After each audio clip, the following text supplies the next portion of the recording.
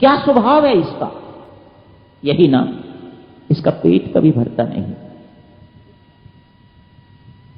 सुरसा हनुमान जी महाराज को खाना चाहती है। क्यों खाना चाहती है? मैं तेरे से वायदा करता हूं, मैं राम काज के लिए जा रहा हूं, मुझे उस काम को अवश्य करना है, मुझे जाने दे। मैं वायदा करता हूं तेरे साथ, लौट के आऊंगा, प्रॉमिस करता हूं, मैं प्रण का पक्का हूं, मैं प्रॉमिस करता हूं, मैं आऊंगा और तब मुझे तू खा लेना, तब मुझे अपना काम जो है कराने। नहीं सुरसा मानती।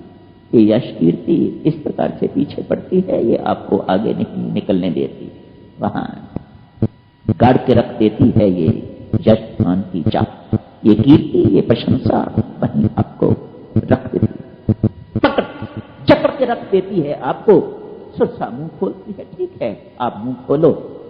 हनुमान जी महाराज बड़े होते जाते हैं और बड़ा मुंह करती है कीर्ति। इसका तो मुंह कभी पूरा भरने नहीं वाला, तो खूब फैलाती जाएगी अपना मुंह। कीर्ति है ना, खूब फैलाती जाएगी हनुमान जी महाराज, उतने ही और बड़े होते जाते हैं।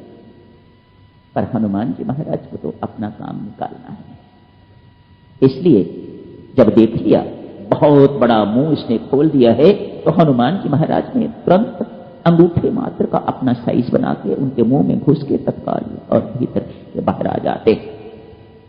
सुरसा बहुत प्रसन्न होती है, अरे वाह वाह वाह वाह, बहुत बढ़िया, जा तू सफल होके आएगा। हनुमान जी महाराज अपने इस कृत्य से हमें ये शिक्षा देते हैं, हर साधक को ये बोध होना चाहिए मुझे कहां छोटा बनना है और कहां बड़ा बनना है। हर वक्त हर जगह पर नम्रता काम नहीं आती, कहीं पर आपको आंख भी दिखानी पड़ती है। सदा नम्र बने रहोगे तो लोग खा जाएंगे आपको। ये यश कीर्ति करने वाले, प्रशंसा करने वाले लोग आगे पीछे घूमते रहेंगे, यदि इनको आंख नहीं दिखाओगे, तब इस प्रकार से नहीं करोगे तो ये तो खा जाएंगे आपको। इसलिए हर वक्त नम्र नहीं बने रहना। हनुमान जी महाराज यहां ये शिक्षा देते हैं। सुरसा से छुट्टी होती है, आगे एक और राक्षसी खड़ी है।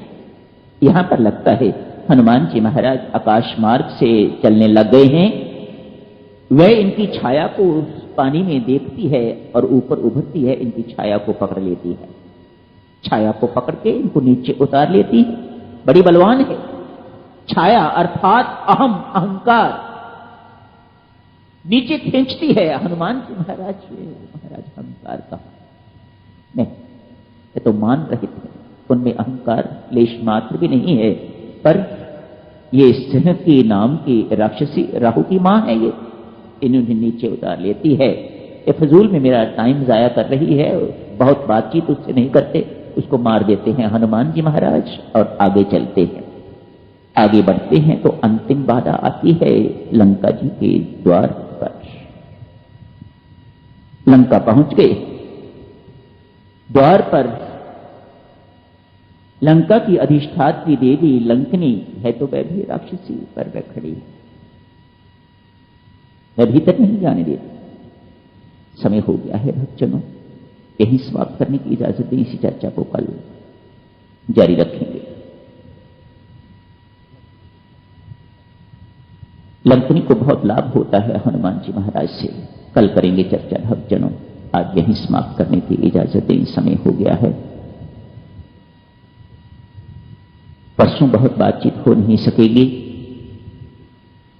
मेरे लिए तो कल का ही दिन है, तो हनुमान जी की यात्रा कल समाप्त करेंगे। साथ ही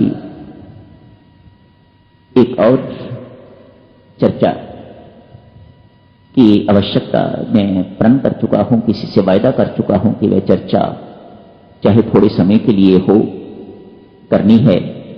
कल का ही समय है, तो कल दोनों चर्चाएं परमेश्वर कृपा करें ये समाप्त हो सकें।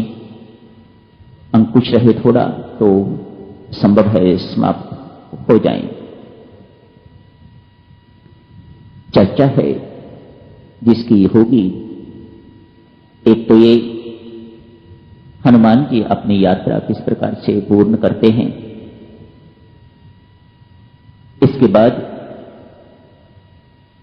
2 ही सिद्धांत है ना, एक तो है कर्म सिद्धांत, साधना का मार्ग, और दूसरा है शरणागति का मार्ग। परमेश्वर किस पर कृपा करता है, ये कौन निर्णय लेता है?